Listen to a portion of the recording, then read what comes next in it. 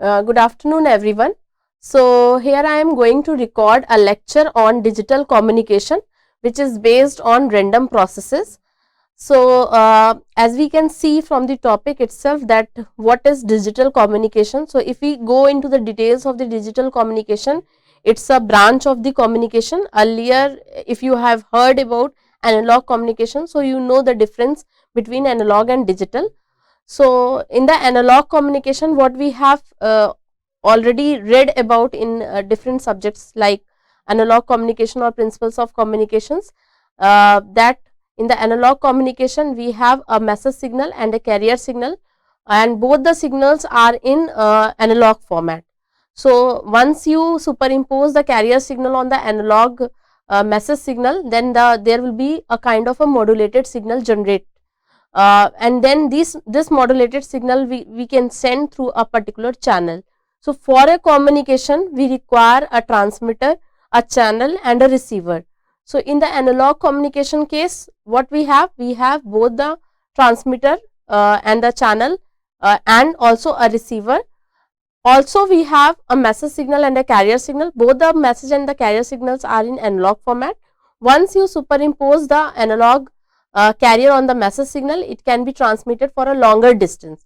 So, the modulation techniques which we can also discuss in the next few lectures, that these modulation techniques are useful for having a long distance communication.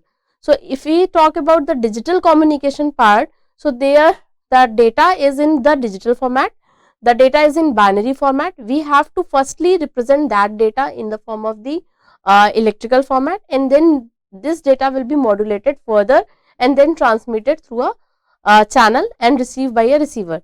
So, this is all about what the subject is dealing with, the digital communication, and there are various coding methods which we can implicate on this particular data which we have received as the detector, and then with the help of these coding methods we can detect and correct the errors which will be introduced through the channel in the form of the noise.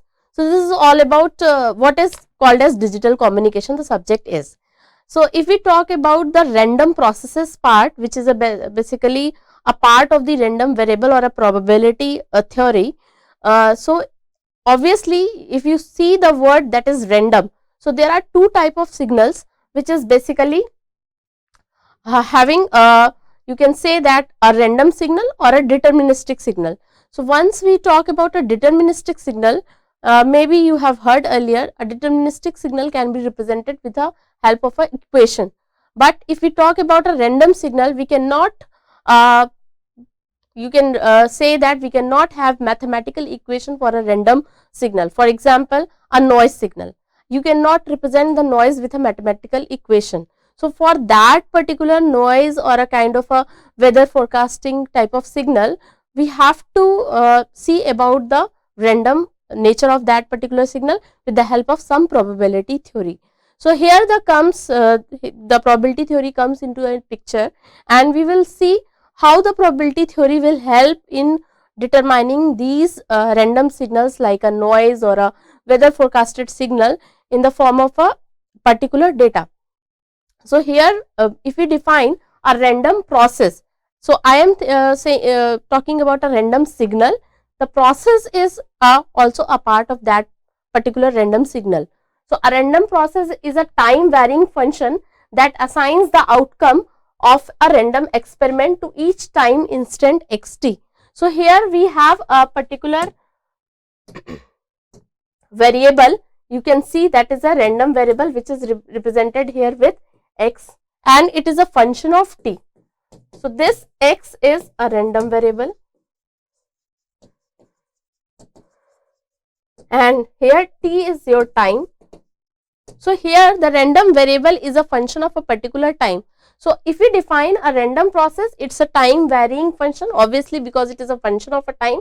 So, obviously whenever the time changes, it changes according to the time, and it assigns the outcome of a random experiment to each time. So, suppose if we toss a coin, there is sample space of head and tail. So, if we see about the sample space of tossing a coin, there are two things in the outcome. that is head and tail. So if we assign some real numbers to this head and tail, for example, so as we discussed here that head and tail are the two outcomes of a tossing of a coin.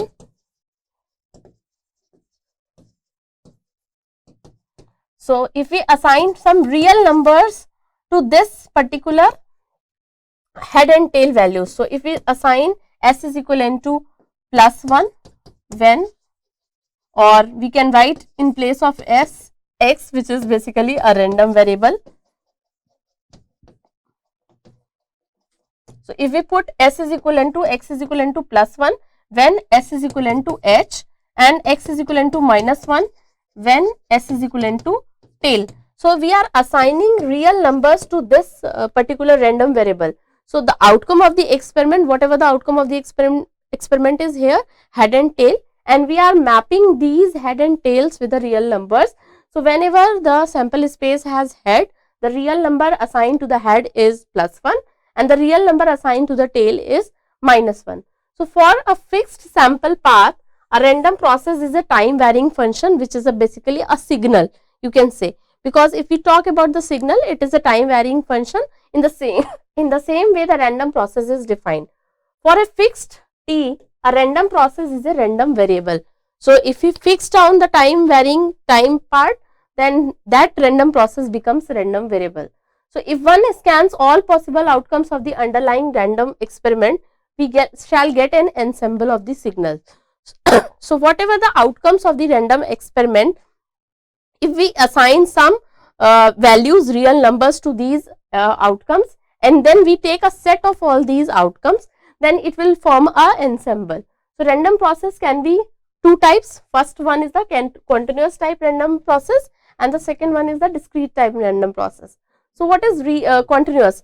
So as we see the word, we have already heard about continuous signal and discrete time of signal. So continuous type of random process will take the continuous range of the values. Similarly, the discrete time of random processes will take only the finite values at finite interval of time. So the random process can be of both types. Real random process, also called as stochastic process. So somehow, like for example, I have taken the example of the weather forecasting. So it's a kind of a random process also, and also it is called as a stochastic process. We cannot define these weather forecasting with the help of the mathematical equation. We have to see what is the probability density function of that particular weather, and or the cumulative distribution function of that particular weather. So real random process are called basically are stochastic process. For example, noise source. Noise can often be modeled as a Gaussian random process. So there are different type of noises which can be introduced in the channel, like additive white Gaussian noise, or in the same way we define a random process for the noise also, which is called as Gaussian random process. So next you can see from the figure that the ensemble of the signal. So here the random variable maps even, or the random variables maps odd signals, some signals. So we have here the first graph showing the relationship between x1t and x1tk. Similarly, the relationship between x2t and x2tk at a particular time tk, and then a relationship between xnt and xntk. You have a sample space S which consists of S1, S2 and Sn outcomes, and these outcomes will be mapped here with the help of these representation outcome of the first trial of the experiment. So at a particular time k, tk, we have a value of x1. Similarly, at a particular time of tk for the sample outcome, that is S2, we have a value of x2 tk. Similarly, for the particular time sample time tk, we have a sample which is mapped here with xn tk. So if we take the values x1 tk, x2 tk and xn tk in a particular set, it will form a ensemble.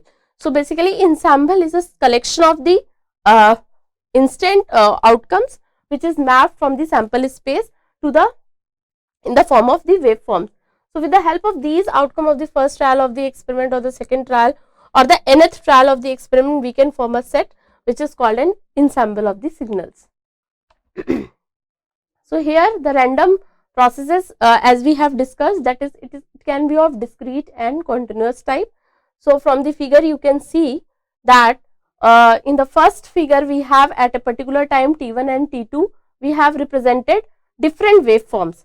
So for in the first figure we have Vt comma E1, similarly in the second we have Vt comma E2, Vt comma E3 and Vt comma E4. So we have a relationship, that is V1 is equivalent to Vt1 comma E1 or Ei, you can say, for all values of I. So if we take this generalized value, then we have for all like Vt1 E1 comma Vt1 E2, similarly Vt1 E3 and so on. So for a particular time T1 we can find out the value of the or the amplitude of the signal in the form of the voltage. Similarly, for the particular time T2 we can find out the value for the amplitude or the voltage, that is V2 is equivalent to Vt2 and it is equivalent to Vt2 comma Ei for all I. So the set of all possible sample function, that is Vt comma Ei, is called the ensemble, which I have already discussed, that we have to take the set of all the possible outcomes of the from the sample space in the form of the waveform, which is a function of the time, and then the set is called your ensemble, and it defines the random process Vt that basically describe the noise source. So this is an example for the noise source which have different characteristic, and the outcome of the noise source will be mapped in the form of the waveforms, and we have taken all the possible sets in a particular all the possible voltages in a particular set. So in the second figure we have sample function of a binary random process. So here we have taken the noise example. The second example is of a binary sequence which is in the form of the binary data, that is in the form of 1 or 0 or binary in the form of the bits. So this is obviously the binary data is a kind of a discrete type of data, or you can say that data bits can be converted into a discrete nature of the waveforms. So we have discrete set of data here, and which is obviously finite data at a particular finite interval of time.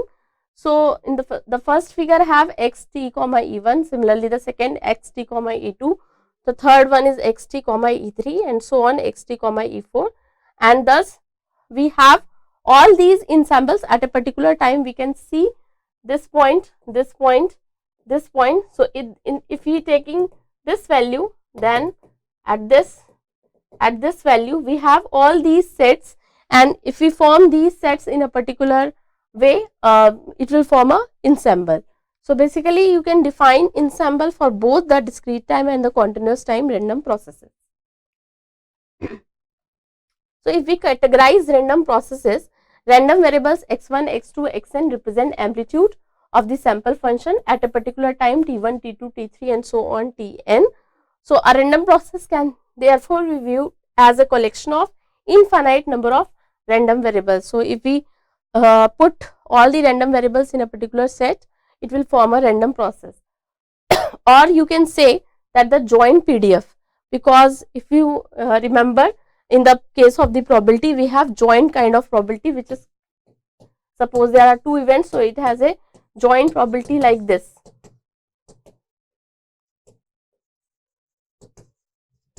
So in the same way, the joint PDF for the random processes can be defined as f of x, because it's a PDF type of probability density function, and we know that probability density function can be defined with the help of fxx. So here the probability density function for different values of the random variables like x1, x2, xn and so on at different times t1, t2 and so on tn, we can define joint PDF like this: f of x, x1 comma x2 and so on xn, similarly t1 comma t2 and so on tn. So it gives you all the PDFs of a particular sample space outcomes, and these sample space outcomes, if you take a set on this, it will form a ensemble. So here we have defined some equations for CDF, PDF, mean and mean square values. So the random process characterization for the first order. So the CDF is basically cumulative distribution function.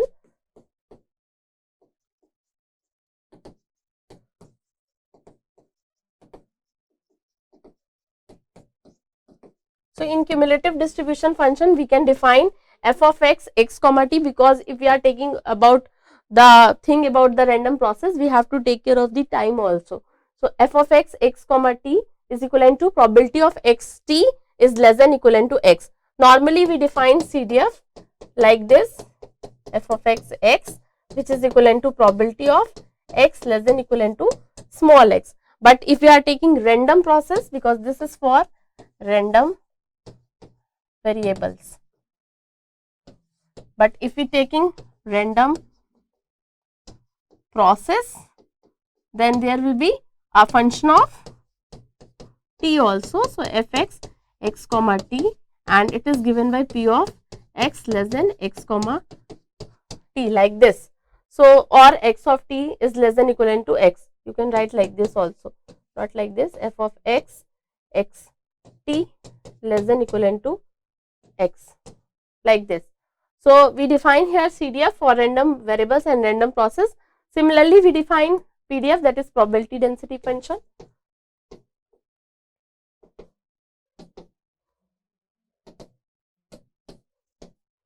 And probability density function is defined as the differentiation of the CDF, which is f of x, x comma t, that is differentiating your CDF, that is fx, x comma t upon dx in terms of with respect to x. Similarly, we can define the mean also for the random process. So mean of x comma t, that is mxt or xt bar, can be defined as a with the help of the expectation operator. So this is your expectation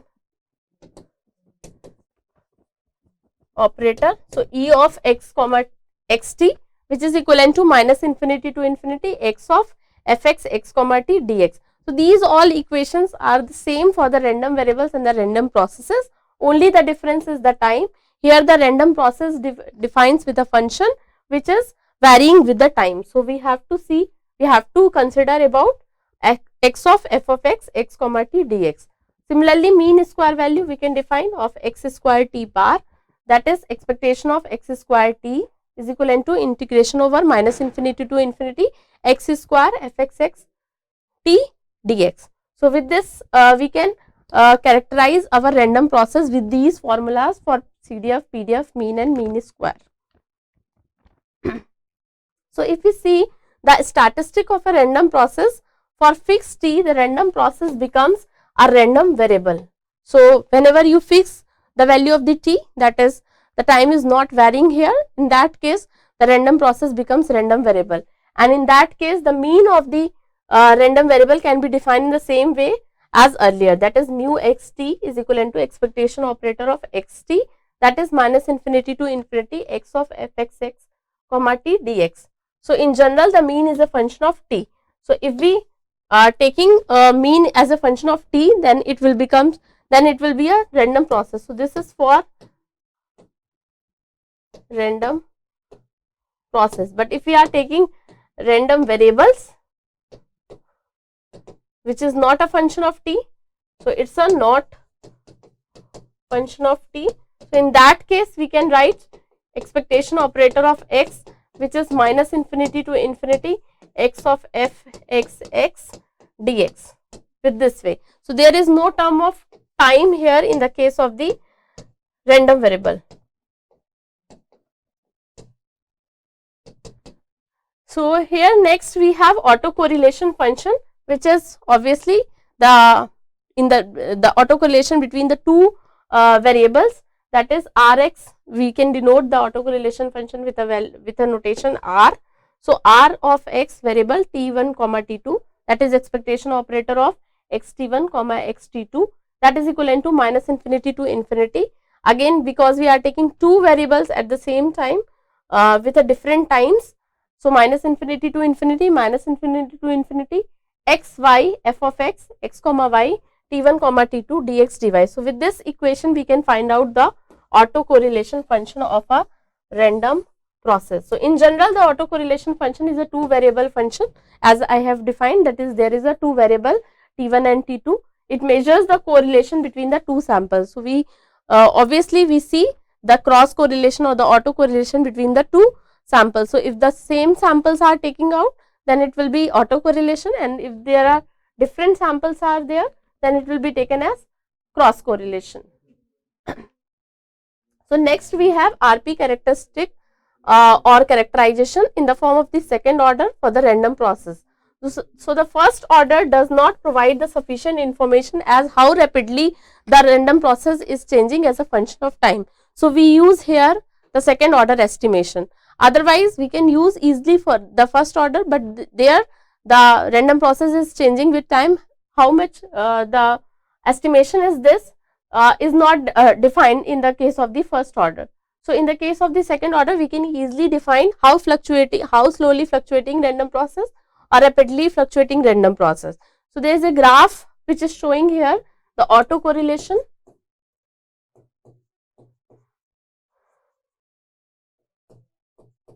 versus time. So the autocorrelation, that is R x tau versus tau time. Here we can define two functions. The first function is slowly fluctuating random process which has a wider range, and the rapidly fluctuating random process which both have the Gaussian type of curve, but one is having slowly fluctuating random process and the other one is rapidly. So it depends on the time, or you can say the second order can easily give you an estimate of how rapidly or how slowly the random process can be decaying. So these two processes can be useful for getting the characterization of the random process in the case of the second order. So now we come to the types of the random process. So the first type is stationary random process. So as we can see from the term stationary, so the stationary means the statistic of the random process, or you can say the random processes statistical properties does not change with time. So we can characterize random process on how their statistical properties changes. If the statistical properties of a random process do not change with time, we can call it random process stationary. So in that case, the dependency on the time is not necessary, or you can say that if the random process is changing not changing with time, it will give you the original random process. So here the relationship is f of x comma t, which is basically PDF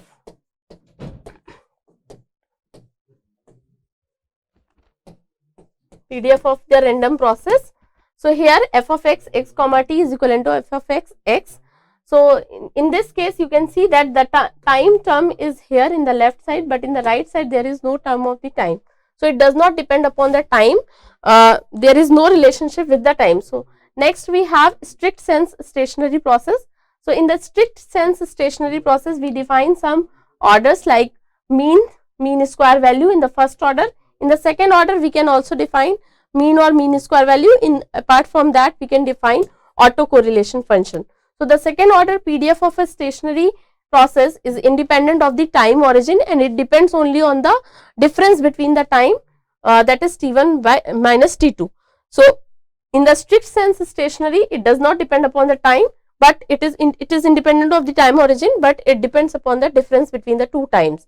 So here we define again the mean and the mean square value, like with earlier we have defined, that is mxt is equivalent to xt to the power 2 bar is equivalent to expectation operator of xt, that is minus infinity to infinity s x f x dx, which is constant. Similarly, we define the mean square value by taking the integration of x square f x x dx is equivalent to constant.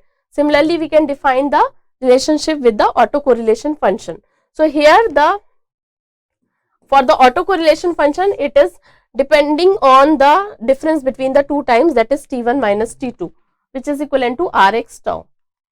So next we have wide sense stationary process. A random process is called as wide sense stationary if it does not depend upon time. Firstly, the condition is the same as the earlier, that is for the stationary, that is wide sense stationary. So mxt, the mean is obviously constant, and its autocorrelation function depends upon the time difference. So it is called as wide sense stationary process. So earlier we have shown the graph between the difference between the slowly fluctuating random process and the rapidly fluctuating process.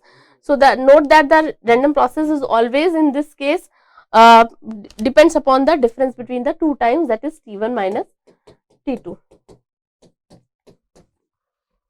In communication, noise and massive signal can often be modeled as stationary random process, Normally it does not depend upon the time or it does not fluctuate with the time.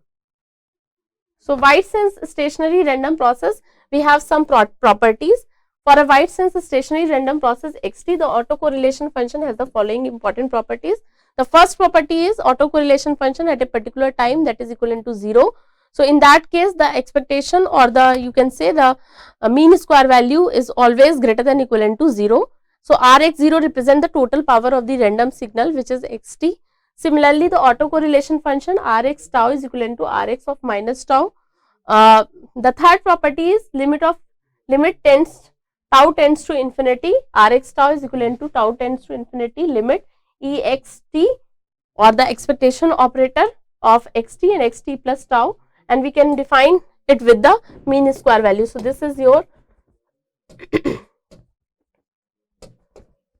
mean square value. So, for larger tau, Rx tau represent the average of the DC power of the random signal.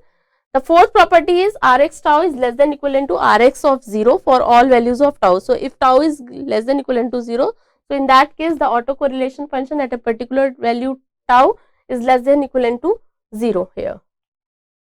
So, remember these are the formulas which we have already learned here, that is the Rth moment we can find out with this formula, the mean which we can find out with minus infinity to infinity x f x dx, the variance which is sigma square which is defined as x minus x bar ka square to the bar, and it is also defined as minus infinity to infinity x minus x bar, that is mean value minus square of mean square value minus the square of the mean value f x dx. So, we can find out if we calculate the value, it will be your mean square value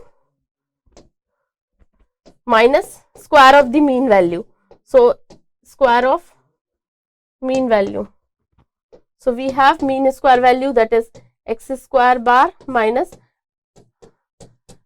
like this. So, next we have standard deviation which is sigma, which is equivalent to square root of the variance which is under root of sigma square, and we can define x minus x bar ka whole square minus infinity to infinity f x dx, and taking the under root of this particular equation you will get your standard deviation. So, relationship between different random processes we have defined here, that is uncorrelated and correlated random variables or random processes. So, with the help of this cross correlation, wherever there is no cross correlation, there will be no autocorrelation function that is equivalent to 0. So, where there is two variables and they have some cross correlation function, there will be autocorrelation function which is equivalent to 0. So, now the ergodic random process, the computation of the statistical averages, example mean and autocorrelation function of a random process requires basically ensemble of the functions which we have already seen. In many real life application, it would be very convenient to calculate the average from a single data record. So, this is possible in certain random processes which is called as ergodic process. So, if we calculate the autocorrelation function and the mean from the random variables or the processes from the ensemble of the sets of the data, so that particular random process is called ergodic random process. So, we can see from the ergodic random assumptions implies that any sample function of the process takes all possible values in time with the relative frequencies that an ensemble will take at any given time. So, we have ensemble function, that is with the help of the mean we can define the ensemble function, that is xt bar, and expectation operator of xt which is obviously we define as xt dt minus t by 2 to t by 2. So, this is your time average. Similarly, autocorrelation function we can define with the autocorrelation function at a particular time from minus t by 2 to t by 2. So, difficult to verify if a random process is ergodic, because we have to verify the ensemble averages and the time averages of all the orders firstly. So, whenever there is a finding out that which process is ergodic and if this process is ergodic or not, we have to see about the orders of the ensembles also. So, classification of random process in this way, that is ergodic, stationary, then wide sense stationary, random process, then it has strict sense stationary. So, there is an example which shows the sinusoidal wave with random phase xt is equivalent to, we have taken a cos omega ct plus theta or phi with phase uniformly distributed between 0 to 2 pi which is stationary. We have to find out the mean autocorrelation, is it wide sense stationary random process, or is it wide sense periodic random process? So firstly we have to see the expectation or the mean of this particular xt. So we can calculate the mean value and then the autocorrelation function. So it comes out to be Rx tau is equivalent to a square by 2 cos omega ct. So if we plot the autocorrelation function, then it will comes like this, a sinusoidal or a cosinusoidal wave with an amplitude of a square by 2. So we have to show that whether it is a periodic or a random process or a strict sense random process. So firstly we have to define the mean. So if we calculate the mean value of this, that comes out to be 0 because the function is cos function. Similarly we can define out the autocorrelation function, which comes out to be a square by 2 cos omega ct. So with the help of these equations we can find out that whether our random process is a ergodic random process or a periodic random process. So firstly we have to calculate the mean, we have to see the autocorrelation function, and then we can plot easily the autocorrelation function. And if it does not depend upon the time, then it will be a kind of a random process which is stationary, but if depends upon the time, it will obviously be a ergodic random process. So thank you so much. So if we see about the random processes, we can find out there are different type of random processes, from the strict sense to wide sense to ergodic random process. So for the numerical purpose or the point of view, we have to look after on the values here. That is, firstly we have to calculate the mean and the variance, and also the autocorrelation function, which is very important. So with the help of the autocorrelation function and the definition, we can predict whether the random process is your ergodic or a strict sense or a wide sense stationary random process. So in the next lecture we are going to deal with a new topic, which is basically about the something about the random processes or something about the pulse shaping, and then we see how these random processes or the random variables can be useful in your digital communication part. Thank you so much.